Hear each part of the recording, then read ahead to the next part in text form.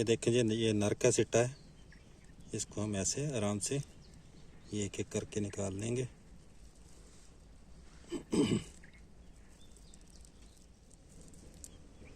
ये हमारे नर का सिट्टा तैयार है पॉलिनेशन के लिए। अब हम इसको मादा खजूर के सिट्टों में इसको रखेंगे और आपको बताएंगे कि किस तरह इसकी पॉलिनेशन होती है।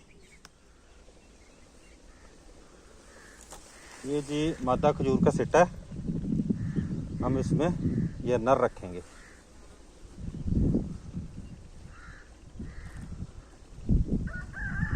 इसको इस तरह खोल के ये देखें, ये हम इसके अंदर यूँ रख देंगे। ठीक है जी, ये हमारी पॉलिनेशन खजूर की हो गई है।